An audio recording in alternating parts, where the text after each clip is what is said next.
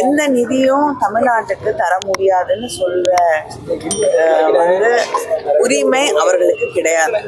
ஏன்னா இது ஒரு ஜனநாயக நாடு, மாநிலங்களுக்கு உரிமை it's still a federal state. அதனால அவங்க தான் அடிக்கடி கோஆபரேட்டிவ் ஃபெடரலிசம் அப்படிங்கிறாங்க. ஒன்றிய அரசாங்கம் வந்து கோஆபரேட்டே பண்ணாம அப்புறம் வந்து ஃபெடரலிசம் இருக்கிறதுக்கான வாய்ப்புகள் கிடையாது. ஒன்றை புரிந்து கொள்ள வேண்டும், தமிழ்நாட்டு மக்களுடைய போர் குணம் எந்த அளவுக்கு குறைந்து விடவில்லை.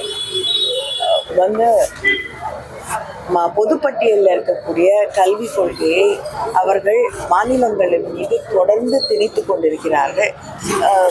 எல்லா வரியும் வந்து ஜிஎஸ்டி வழியாக வசூல் செய்து கொண்டு தமிழ்நாட்டிற்கு எந்த நிதியும் தர முடியாது, நாங்கள் சொல்லக்கூடிய அத்தனை விஷயங்களையும் நீங்கள் ஏற்றுக்கொள்ள வேண்டும் என்று அவர்கள் வலியுறுத்தி தொடர்ந்து இந்த நிர்பந்தங்களை, இந்த திணிப்புகளை நம் மீது செய்து கொண்டிருந்தார்கள் என்றால் அதன் விளைவுகள் மிக மோசமாக இருக்கும் என்பதை எல்லோரும் எதிர்க்கிறோம். அதனாலதான் நான் சொல்றேன், தமிழ்நாடு அரசை பார்க்க வேண்டாம்னா தமிழ்நாடு அரசு மக்களால் தேர்ந்தெடுக்கப்பட்டது என்பதை வந்து எடப்பாடி பழனிசாமி அவர்கள் புரிந்து கொள்ள வேண்டும். அதுவும் வந்து முதலமைச்சர் அவர்கள் தமிழக மக்களின் குரலாகத்தான் அதைத்தான் பிரதிபலித்தார்.